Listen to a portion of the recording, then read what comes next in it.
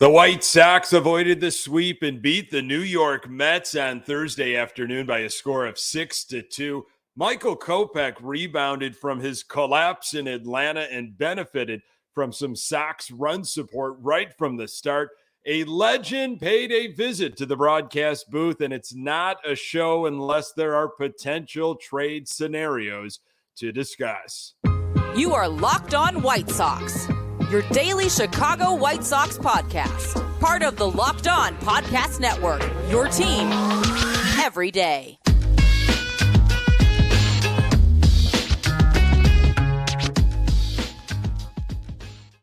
Hey, Sox fans, welcome back to Locked On White Sox. Thank you for making Locked On White Sox your first listen each and every day. We're free and available on all platforms. Follow us on Twitter at Locked On Sox. Also, subscribe to our YouTube channel. Just search Locked On White Sox. Hey, I'm your host, Nick Morawski, a lifelong die-hard Chicago White Sox fan, recording this podcast just blocks from the ballpark in beautiful Bridgeport. You can find me on Twitter at Nick_GGTV.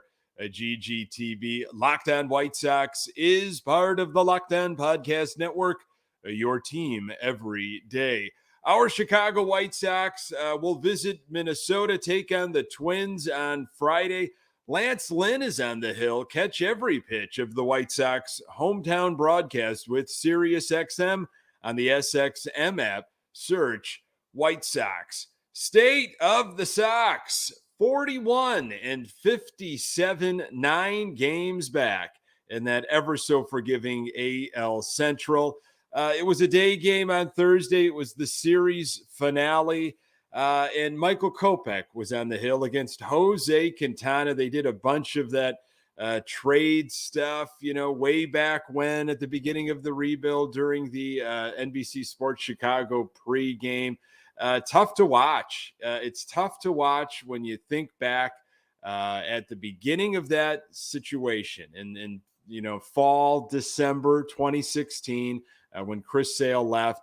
And then the following summer in 2017, when Quintana left and, all the other assets that were moved around and, all the players that we got, all the promise. And here we are with a Kopeck against Quintana matchup with the Sox, 16 games under 500. Anyway, Michael Kopeck, hey, he bounced back. The bar was low. It was just a horrible outing in Atlanta last Friday, and he has had a string of outings, 5 straight outings where he has not been able to go over 5 innings. So on Thursday afternoon, it wasn't a jaw-dropping performance at all from Kopeck, but a nice follow-up, from what happened in Atlanta.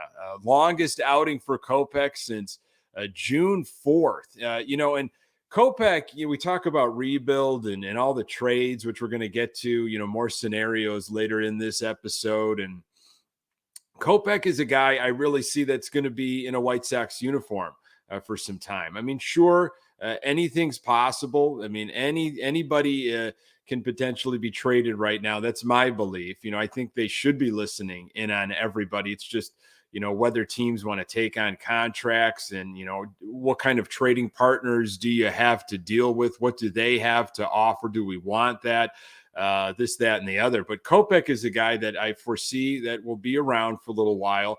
And, when you start thinking about what the rotation in 2024 could look like, you need a guy like Michael Kopeck. That's why Atlanta was so frustrating, last week coming out of the All-Star break. I was under the impression that this was going to be a real prove-it year for Michael Kopeck. He was coming back from an injury, ready to go. And, I don't know. With this White Sox organization, who knows if he was absolutely healthy all the way at the beginning of the year. I don't know. I'm just speculating. But, there's a bit of a track record with this team.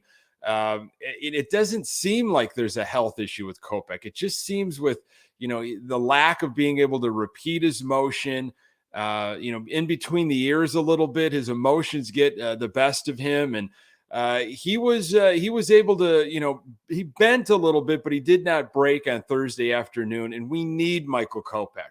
We need him to continue to get better and build off of this. Again, not an amazing outing on Thursday, but it was nice to see. It really was. He struggled with command, but that did not beat him like it did against Atlanta. He got into a jam early and he was visibly frustrated, but he did not implode. Again, something to build on. And I hope Ethan Katz and others remind him of that.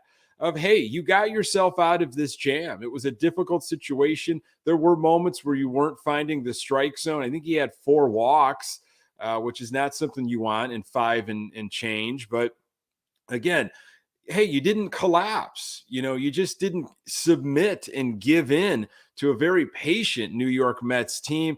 I think it's an outing he can build on. Again, nice win for the Sox. You don't want to get swept, but at this point, I'm looking at player development. And again, with Kopeck, that was good. He's a guy that I think is in the future plans for 2024. And I'm looking at those types of players. Eloy Jimenez came back, from his injury. He was in the lineup. He had a couple of hits. That was good to see. Sox scored 6 runs without hitting a home run. Pretty effective with runners in scoring position. Good to have some momentum going into Minnesota because, again, the Sox are 9 games back of Minnesota, and they're 16 games under 500. But I can't stand Minnesota.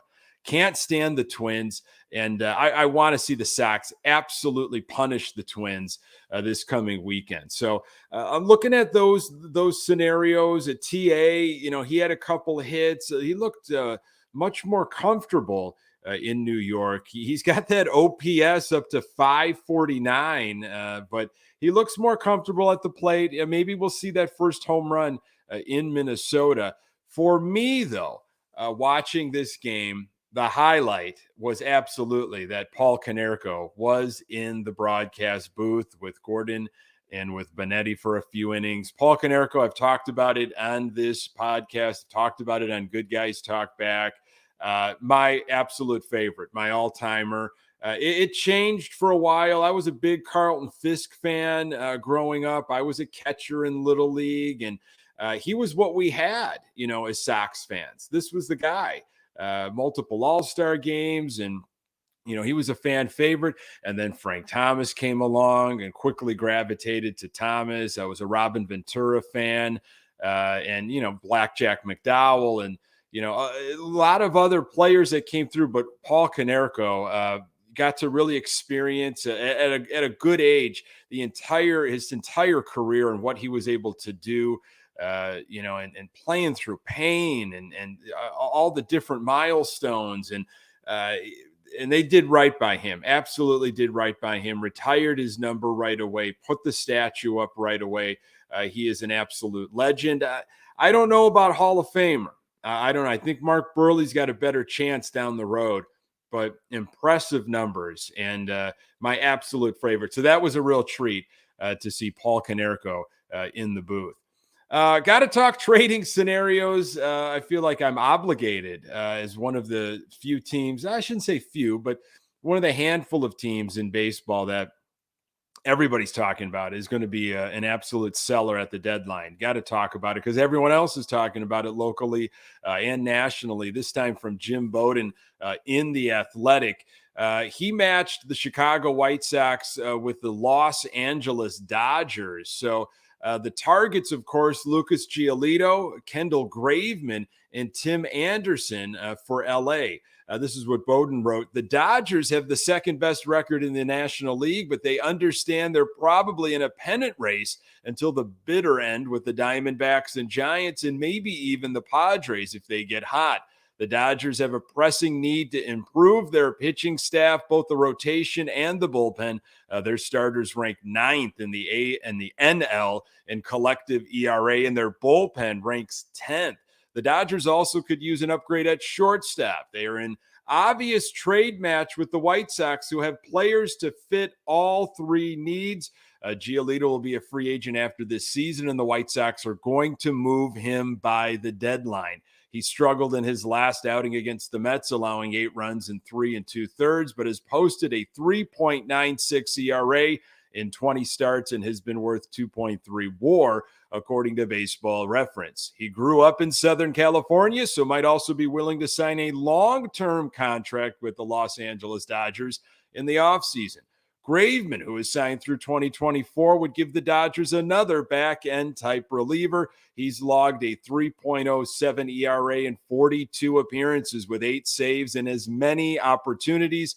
The final piece that would make sense for LA is Tim Anderson, who's having a down year, batting .231, .268, .271 with only 11 extra base hits and 313 plate appearances.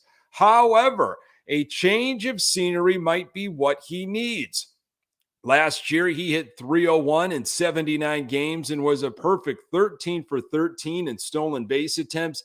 Anderson has a $14 million team option for 2024. In return, Bowden wrote, the Dodgers could offer one of their top 2 catching prospects, Diego Cartaya or Dalton Rushing, as the headliner, along with one of their second base prospects, Yorbit Vivas or Rain Donkon, and a starting pitching prospect such as Gavin Stone or Michael Grove. Other prospect combinations could work. The Dodgers system is so deep, there are many variations to make a deal like this work for both sides. I'm sure I've butchered a bunch of those names for the Dodgers, but the point is the Dodgers do have a ton to offer, one of the top farm systems. And if it wasn't any of those names, I've seen other trade scenarios with a bunch of other varieties and combinations, but there are a lot of Dodger White Sox matchups. I think it was Morrissey who wrote about it, or it was Heyman recently. It almost makes too much sense that the Dodgers and White Sox do not make a deal before the deadline. Michael Kopech's outing was serviceable, but a huge leap in the right direction from his last outing. It also helps to get some run support. More on that in a moment. Today's episode is brought to you by eBay Motors. For a championship team, it's all about making sure every player is a perfect fit. It's the same when it comes to your vehicle. Every part needs to fit just right. So the next time you need parts and accessories, head to eBay Motors. With eBay Guaranteed Fit, you can be sure every part you need fits right the first time around. Just add your ride to My Garage and look for the green check to know the part will fit or your money back. Because just like in sports, confidence is the name of the game when you shop on eBay Motors. And with over 122 million parts to choose from, you'll be back in the game in no time. After all, it's easy to bring home a win when the right parts are guaranteed. Get the right parts, the right fit, and the right prices on ebaymotors.com. Let's ride. eBay Guaranteed Fit only available to U.S. customers. Eligible items only. Exclusions apply. Our Chicago White Sox face off against the Minnesota Twins on Friday. Catch every pitch of the White Sox hometown broadcast with SiriusXM on the SXM app. Search White Sox. So Sox, of course, avoided the sweep, beat the Mets 6-2 in New York on Thursday afternoon. Kopeck against Quintana. Looking at some quotes from Grifol and Kopeck pre and post game, this is what they said. The Mets are a patient club. They control the strike zone pretty well, Grifol said prior to the finale. The key for Kopeck's success is pounding the strike zone with his stuff. He's got great stuff. If he does that, I think he'll be fine. And that says it all right there, not only about the series against the Mets, but about Kopeck. We've all been saying that about Michael Kopeck. He's got great stuff. If he could just put this all together, maybe you could even say that about the Chicago White Sox, especially in spring training. Look at their lineup. They've got great players. If they could just put it all together for an extended period of time, anything's possible in this division. Well, getting back to Kopeck, again, I think it's between the ears sometimes. He loses focus. His emotions get the best of him. But again, Mets are a patient team. We saw that in the first 2 games. They took their walks. Sox pitching issued a lot of walks. And Kopeck issued his walks too, but he didn't let him hurt him in the way it did against Atlanta.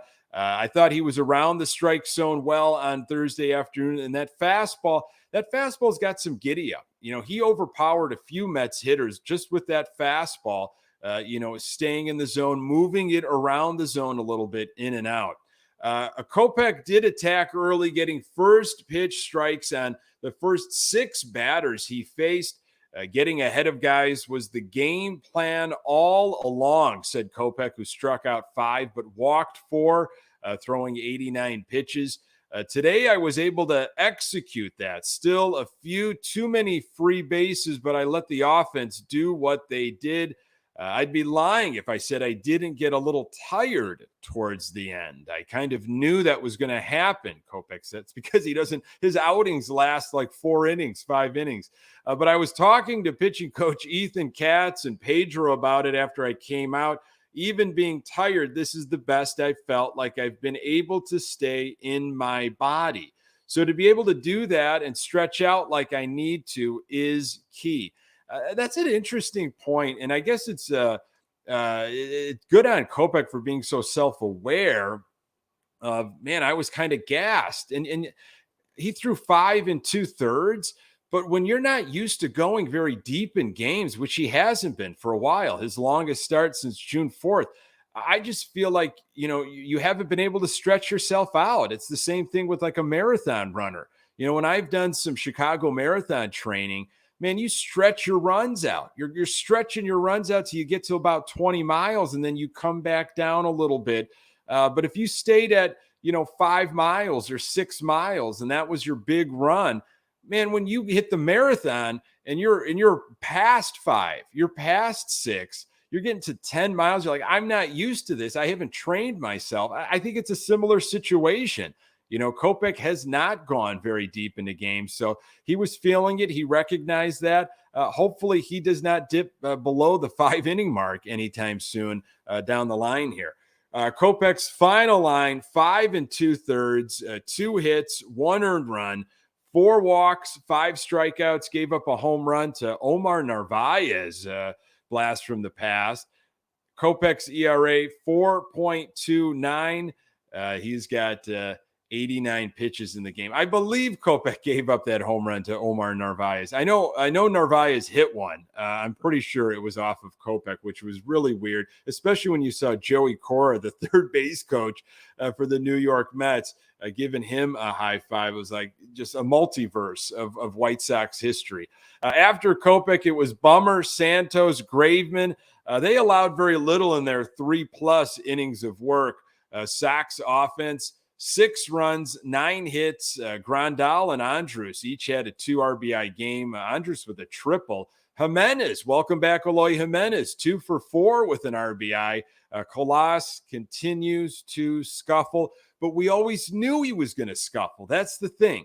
This year was, I think, going to be a scuffling year. That's why when they sent him down, after he was struggling, it was like, hey, he's supposed to struggle in 2023. The problem is everybody else is struggling offensively. There's nowhere to hide. Let's throw Colas back down to AAA. He mashes. They bring him up. He's going to struggle with big league pitching. There is a difference. He has got to hit his way out of this, though. He's got to take his lumps. And I hope they stick with him the rest of 2023, because I think he is the future moving forward, at least for next year, out in the outfield. Grifol was asked Thursday about not getting the necessary winning streak needed to have a glimmer of hope. You're always thinking about the future, regardless of where you're at, he said. This is not a one-stop shop. We want to win this year, regardless of where we're at. You're always thinking about winning this year, setting yourself up for next year in the following year. So speaking of next year, we know that the schedule has been released. I talked about it last week. Now the White Sox want your money. I'm sure you got an email about season tickets, plans going forward. And I got that email in my inbox on Thursday morning from the White Sox, already pushing those 2024 plans. I am sure any day now, my ticket rep, who is an amazing ticket rep, he will be sending me an email talking about re-upping for for the 2024 year and when the financial deadlines are and when I need to get my money in and all that kind of stuff. I don't know. I don't know what I'm going to do. I'll tell you what, for a while there, it was just like, okay, here's my money, take it. Last year was a bit of a struggle, but I was, I knew they were going to move in a different direction and I was really hopeful. Now I just do not know. Again, I cannot be burned again. And I'm almost like I am going to hold off on being too excited with this team. Hopefully there's stuff that happens in the off season. Hopefully they have a positive spring training. Hopefully whoever's managing, which I'm sure it'll be Grifol, will say all the right things. And, people are in the best health they've ever been in. We're going to be prepared. We're going to do this. We're going to do that. I'm not going to buy into it. I'm going to try not to buy into it. I'll always have some hope, but after what has happened this year, after the off season and everything, and what's happened the last couple of years, you got to wait it's prove it. I talk about Kopeck having a prove it year. It's like White Sox, you prove it, show me.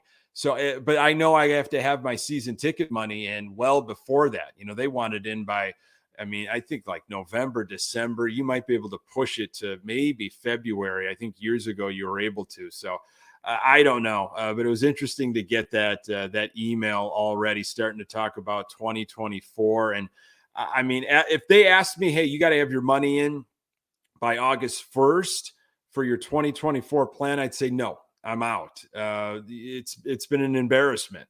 I will still follow the White Sox. I will follow them like my life depended on it, because that is just who I am. It's in my DNA. Multiple generational White Sox fan. This is my team. I have no other team. But in terms of investing, that money and even some of the time and everything, I don't know about that. You really lost me with this year. It's just a shame what has happened to this organization. And I really need to see some change almost before I fork over money for a 2024 plan. I got to see what direction you're headed in. And even then, I've got some doubts.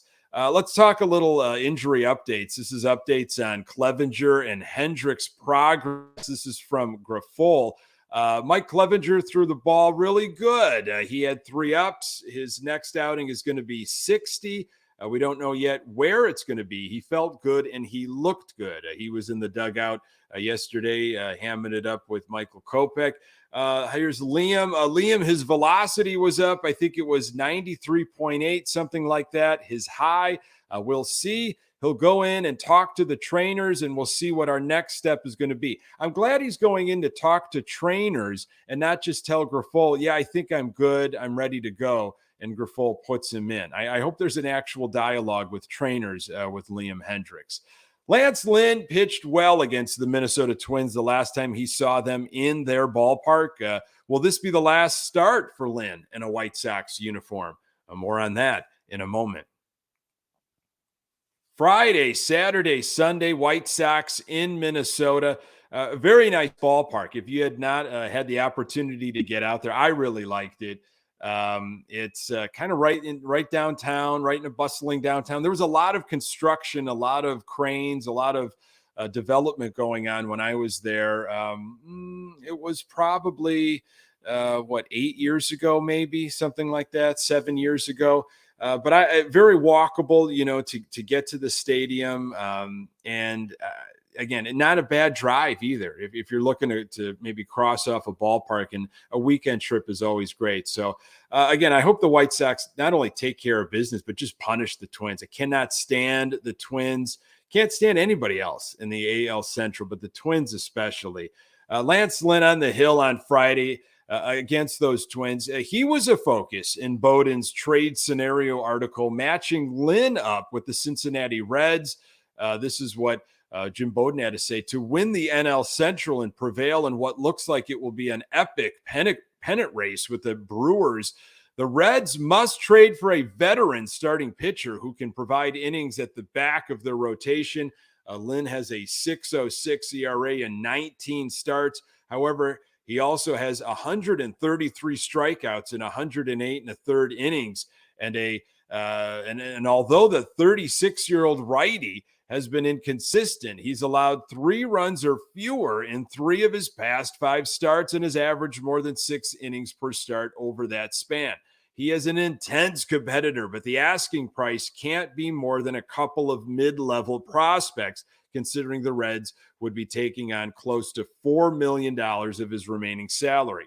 Lynn has an $18 million option for 2024, $1 million buyout that is not expected to be picked up of regardless where he's traded, whether it's to the Reds, Rangers, Orioles, or anyone else that's in play. Lance Lynn is 2-2 with an ERA of 4.50 and 47 strikeouts in 9 appearances against the Twins in his career. Lynn pitched against the Twins in Minnesota back on April 11th of this year. 6 innings, 7 hits, 3 earned runs, 0 walks, 10 strikeouts. Sox were just 2.5 games back in the division back on April 11th. Saturday, it'll be Dylan Cease, and then Sunday, as of right now, it is Lucas Giolito. Thanks so much for making this podcast part of your daily routine. You can find the Locked On White Sox podcast absolutely everywhere you find your podcasts. We're on Twitter at Locked On Sox. You can find me on Twitter at Nick_GGTB. Hey, and don't forget to subscribe to our YouTube channel. Appreciate you passing that along to other Sox fans in your life. Sox take on the Minnesota Twins on Friday. Catch every pitch of the White Sox hometown broadcast with SiriusXM on the SXM app.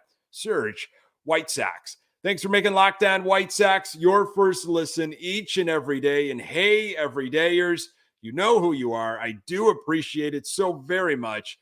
On the next episode, I will recap the weekend that was for our Chicago White Sox. Hopefully be celebrating a White Sox sweep. I really appreciate you making time for the Locked On White Sox podcast. I'm Nick Morawski.